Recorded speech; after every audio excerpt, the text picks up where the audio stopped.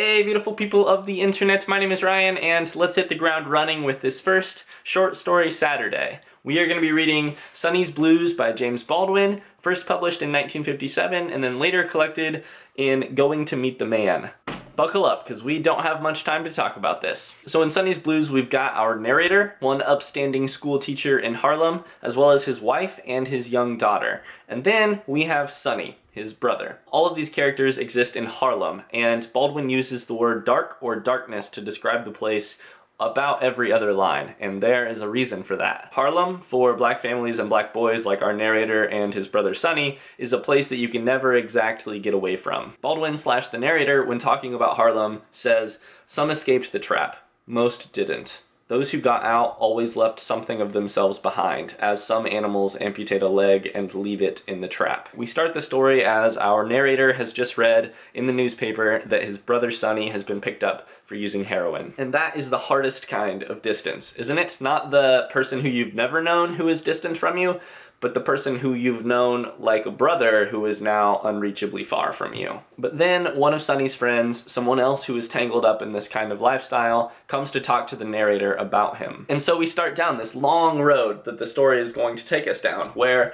every few pages, either because of flashback or new knowledge or what's happening in the story, we, as well as the narrator, learn a little bit more about Sonny's story. Sonny is the tortured artist. He's the entire reason that this story exists. He is Sonny, the artist, who is tortured, who has blues. We spend the story just like the narrator does, trying to understand Sonny's blues. And so the story ends on this famous scene where the narrator goes to watch Sonny come alive playing piano at the jazz club. The story ends as he's watching and hearing and witnessing Sonny's blues in beautiful action. It's arguably the first time that he's actually seen Sonny. And the crazy thing, the absolutely crazy thing about the story, to me at least, is that this final scene, this beautiful image, this heart-wrenching scene, is only possible because of the way that distance and point of view are working together. This is Sonny's story, but it's told in first-person narration from the brother, the one person who is agonizingly close to Sonny and also unreachably far. The person who, after an entire story's worth of work, can finally see Sonny,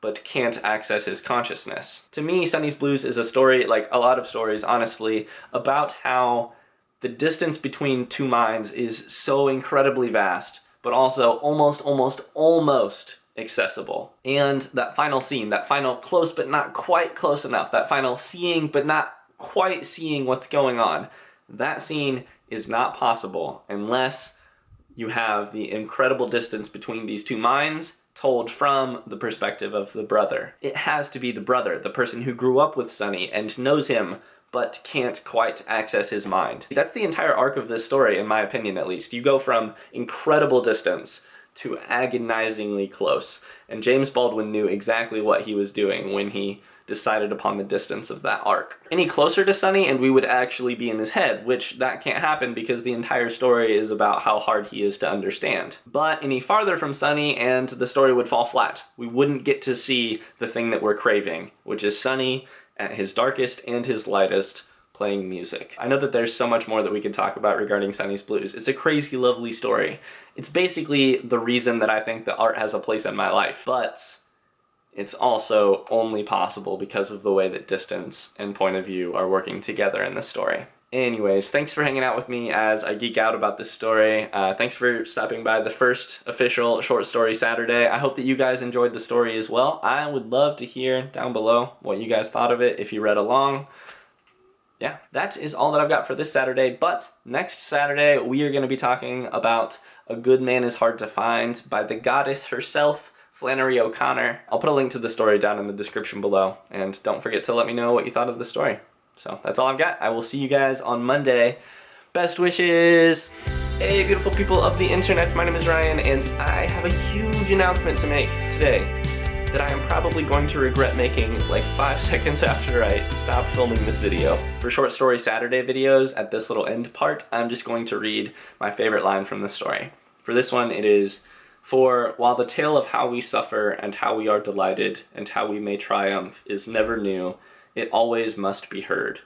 There isn't any other tale to tell. It's the only light we've got in all this darkness." God bless it, James Baldwin. Ugh.